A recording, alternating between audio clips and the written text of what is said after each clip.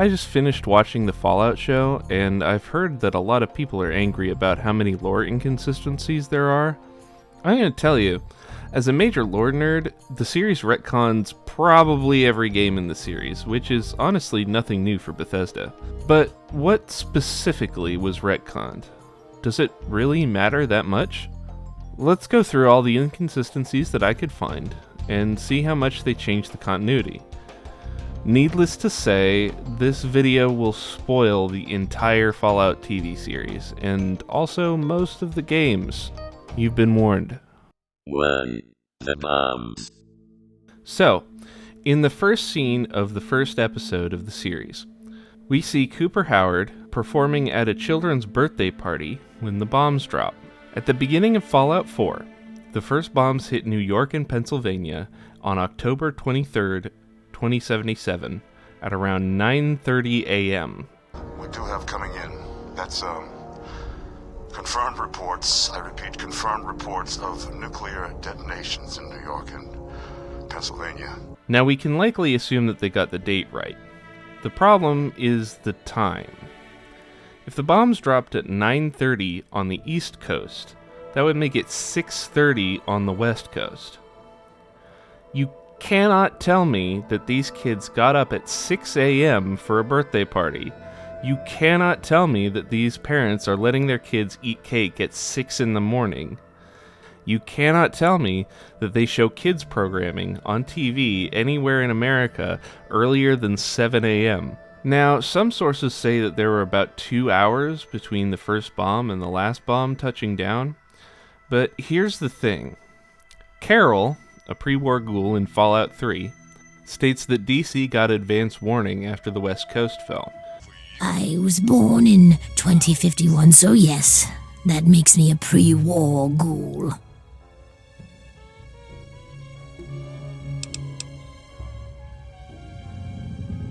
I do. I was in a shelter with my father when the bombs hit. In DC, we had the luxury of getting a warning after the West Coast was gone. So there can't have been too much time between the detonations in New York and Pennsylvania and the ones in LA. Furthermore, even if you assume LA was hit last, that still puts the birthday party around 8 a.m. So I guess we just have to assume that in the Fallout universe, kids have birthday parties with cake very early in the morning, as opposed to in the evening, around dinner time, which is a normal time to have cake. 2. The Predwin. Also in the first episode, we see the Predwin, the Brotherhood of Steel's airship from Fallout 4. This isn't necessarily a contradiction with canon, except it confirms that only 2 endings to Fallout 4 can be canon. Either the Brotherhood ending or the Minuteman ending. In every other ending, the Predwin must be destroyed. Now, there are 2 arguments I've seen explain this away. One is that this isn't the Predwin. It's an airship of the same design called the Caswenin. Except, what's this? What's this right here? What does this say? Honestly, I'm not surprised people missed this. The lettering is only visible for half a shot in the top left corner of the frame. They're getting the name Caswenin from a Vanity Fair article that erroneously named the airship, possibly having gotten purposeful misinformation from the showrunners, or doing some editorializing themselves to avoid possible spoilers or something. Or the writer of the article slipped it in there to troll people. The second argument is that the Brotherhood simply rebuilt the Predwin. This is a bit more plausible, seeing as how the Predwin only took 2 years to build, and the show is set 12 years after Fallout 4. Now, some have argued that because one of the clerics says their orders came from the highest clerics in the Commonwealth, that means the Predwin must have come straight to California from Massachusetts. However, one interpretation is that the Commonwealth could technically be referring to any of the Commonwealths. The Commonwealth is just the colloquial term for the New England Commonwealth. There were 12 other Commonwealths before the war, and LA would be in the Southwest Commonwealth. Now that one's a little flimsy, I know. But here's my theory, and it's a strong one. After a defeat in Boston, the Brotherhood could have gathered up its remaining stragglers, rebuilt the Predwin, and went back to the West Coast to repopulate and regroup, and then went back to retake the Commonwealth. By the end of Fallout 2, the West Coast Brotherhood of Steel is in decline. By New Vegas, they're holed up in a bunker and extremely hostile to outsiders, and you can destroy them all if you want to. For all intents and purposes, the Brotherhood of Steel is practically, if not literally, dead by the end of New Vegas. Picture this. You're limping back to home base after you just got your ass handed to you by an enemy on the other side of the country, and you return to see your faction on the brink of death because the leadership in your absence has been practically jumping at every shadow and hiding away from the world. So what do?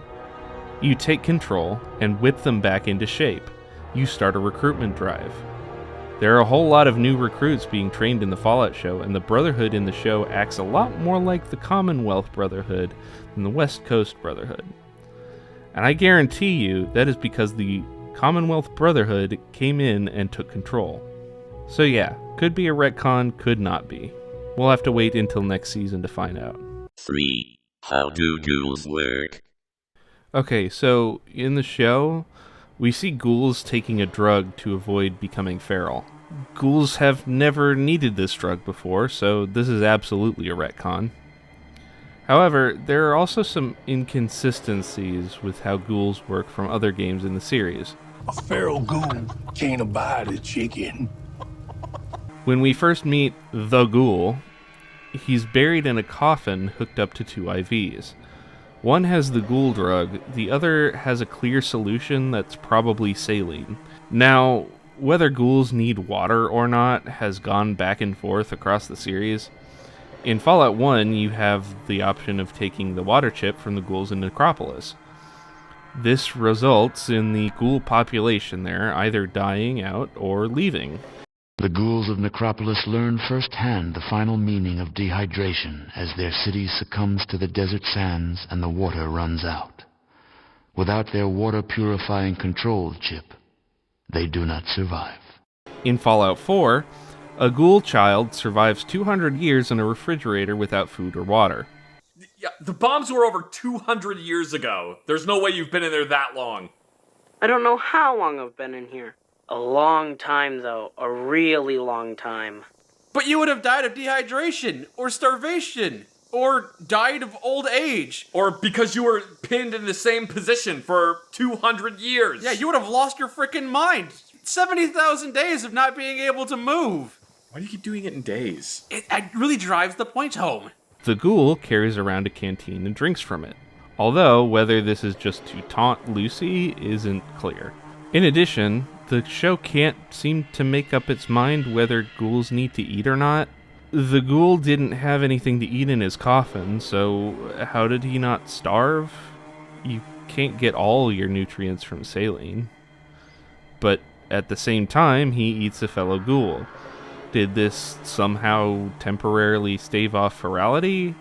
Did he do it because he enjoys the taste of long pig? Was this something else he did to mess with Lucy? No answers present themselves. Ghouls also do regenerate in the games, but only in the presence of radiation. Is the ghoul heavily irradiated at all times? Wouldn't that make him a glowing one? Is he carrying a chunk of uranium on him at all times? If that was the case, why wouldn't Lucy's Pip-Boy Geiger counter be going off constantly in his presence? How did Thaddeus regenerate? I mean, we know from Hancock that drugs can ghoulify people, so that part's not an issue. But becoming a ghoul doesn't just give someone instant regeneration. Again, no answers are given. Everyone in the show just seems to agree that this is how ghouls work and have always worked. It is a mystery. I think you might be a ghoul. Oh, no. Ah. 4. The junk jet. So, the junk jet is in the show. A weapon most people barely used in Fallout 4. One of the goons that wakes up the ghoul has one.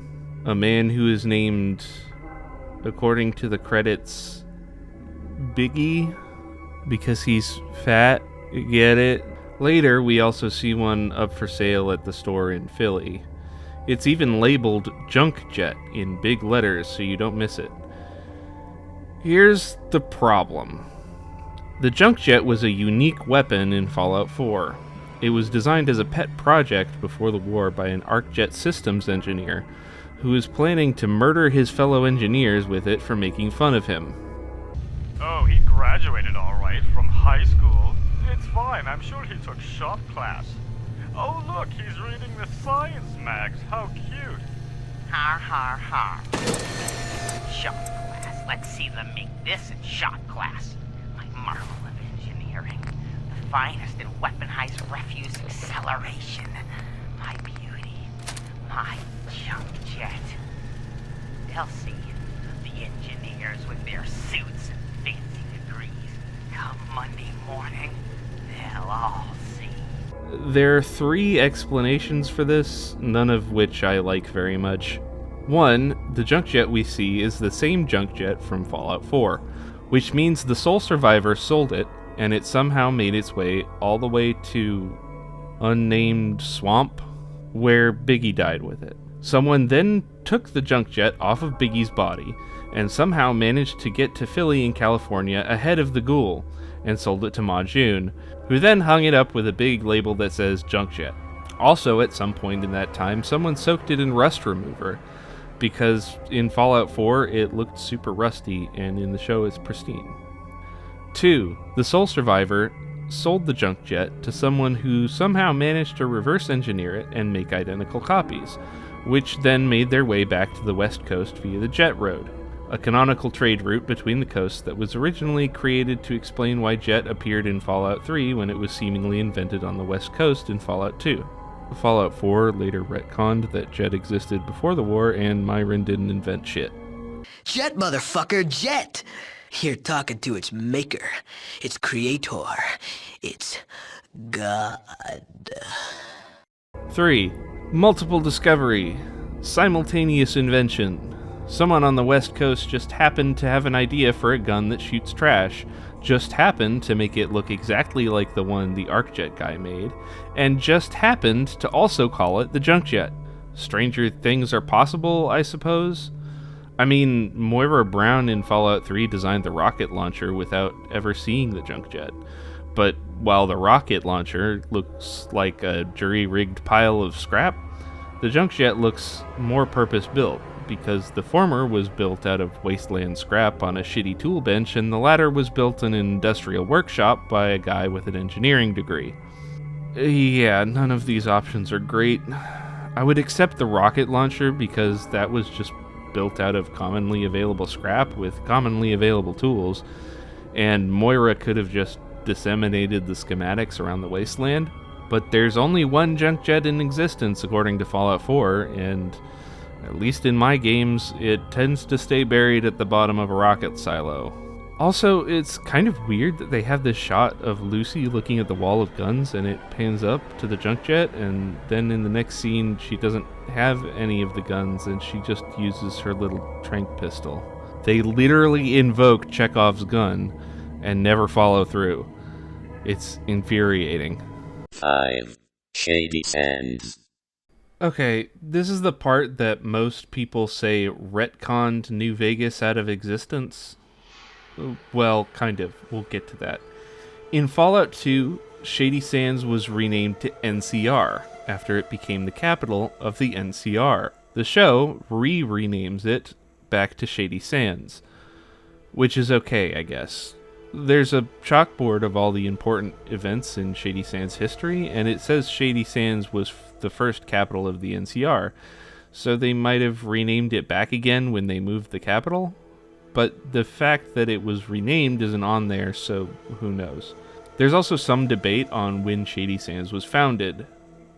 The chalkboard says 2142, which lines up with Josh Sawyer's Fallout Bible, but it doesn't line up with the timeline established in Fallout 2. See, Shady Sands' population came from Vault 15, which was only supposed to be closed for 50 years. That means it was open for at least 15 years before the founding of Shady Sands, and there's evidence to suggest that it opened as early as 2097.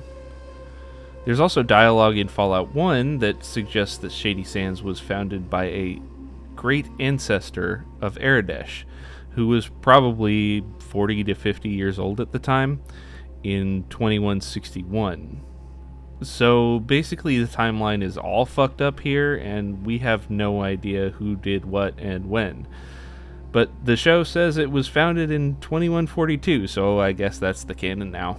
The main issue that people seem to have with the continuity is that, according to the show, Shady Sands was nuked in 2277.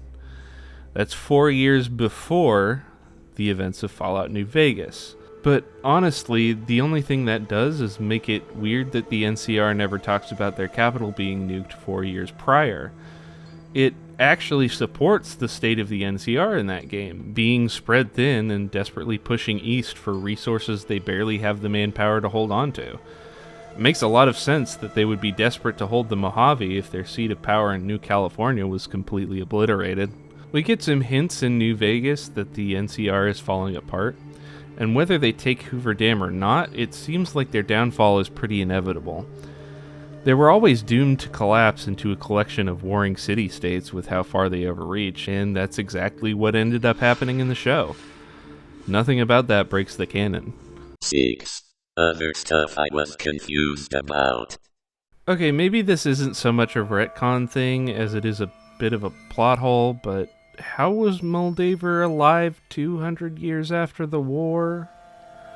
There's no way she would have been cryogenically frozen with the rest of the junior execs. She was literally a Vault Tech competitor. Is she a very good-looking ghoul? She doesn't regenerate as fast as the other ghouls, so that explanation seems to be out. Did she steal Vault Tech's cryotech and make her own bunker? Did she come up with some kind of immortality resurrection technology and she'll be back in the next season? I don't know, but I hope it gets explained. Remember when that one guy comes in during the Vault 33 meeting and says the water chip is broken and they just never bring it up again? What was up with that? It's brought up so early in the series, you think it's going to be an important plot point, and it's just not.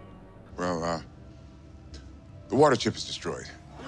The vault only has enough water to keep our population alive for 2 months. And that's not accounting for the prisoners. Okay, that's fine. That's enough. Thanks, though. Why were the NCR remnants that attacked Vault 33 acting like raiders? Were they actually just raiders that Moldaver recruited? Is a utensil. Eat your fucking heart!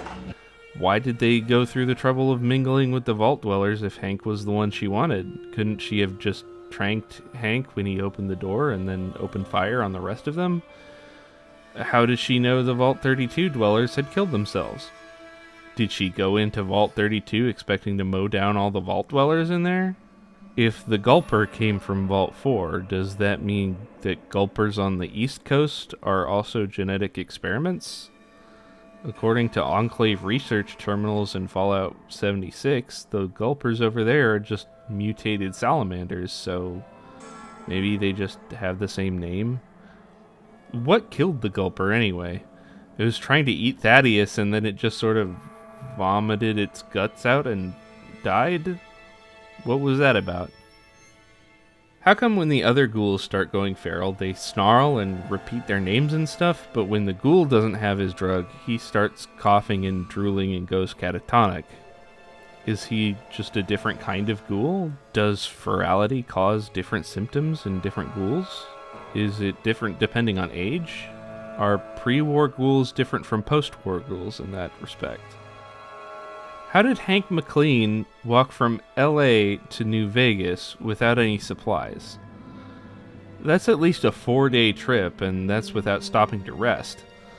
I mean, he definitely looks like shit by the time he gets there, but an executive who's lived like half his life underground, there's no way he managed to go 4 days without sleep or water. Also, where did he get a nuke? And how did he use it on the NCR without them retaliating in some way? I mean, I guess Moldaver did, but that was 19 years later. What do stim packs even do? Lucy uses one on her stab wound, but she's still clutching it for a while afterwards. Then later, the ghoul uses one on Dogmeat, who can barely move at the time, and she just hops right back up and is fine. So either Stimpaks accelerate the healing process, or they just instantly regenerate wounds, but the show can't really decide which they do. Was the replacement foot a pre-war or post-war invention? If it was pre-war, why was it so terrible at doing what it was supposed to do?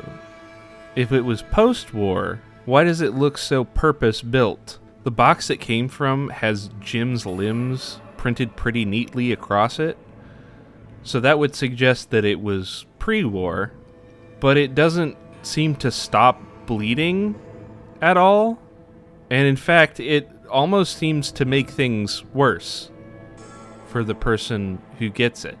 So how did this company survive pre-war if its limbs were all crap? 7. Conclusions. This may surprise you, seeing as how I just spent the past however long complaining, but I really liked the Fallout show. The dialogue is well written, it's well acted. The environments and the props are great. Walton Goggins absolutely steals the show anytime he's on screen. The best thing about the Fallout show is that it feels like a Fallout show. And continuity in the Fallout series has always taken a backseat to telling interesting stories. If these errors are enough for you to hate the series and call it a terrible piece of shit, I want you to go outside, find the nearest patch of grass, and plant your face in it for at least 30 seconds. Go on. I'll wait. I don't care if you're allergic, I am too, but sometimes you just gotta do these things to stay in touch with the outside world. People are trying to say they specifically retconned New Vegas because Todd Howard hates Obsidian or some shit. But Tim Kaine literally made a video talking about how he was personally invited to the premiere by Todd Howard himself, and how much he loved it. I got invited to the Hollywood premiere, which was on April 9th. Got invited by Todd Howard. He emailed me, asked if I wanted to go. This was on March 26th. I said, totally yes. The showrunner, Graham Wagner, was gushing to Kaine about how much he loves all the games. Everybody kept saying, hey, have you talked to Graham Wagner? Have you talked to Graham Wagner? Graham really wants to talk to you. He was a showrunner, writer. He finally got to talk to him. Told him I loved it. Talked about what I thought of like dialogue and humor and all that and stuff that I thought they nailed. And it was really fun to talk to him because you could tell he really cared about not just a particular Fallout. I think if you watch the show, you're going to say it's probably based mostly on Fallout 4, but there are elements from all the Fallouts, and he has played all the Fallouts, and from the beginning. Yes, there are a bunch of retcons and continuity errors, but honestly, I didn't notice them in the moment because I was having too much fun. It's fun. It's a fun show. Go tell Amazon how much fun it is, so they make a new season. And also, some of your stuff you say online, it's so off. So I kind of wish, part of me wishes you guys could go to things like this and meet the people and not just play a game and then go off on the people. Alley Cat Blues. Does it really matter that much? Meow. I'm trying to record, baby.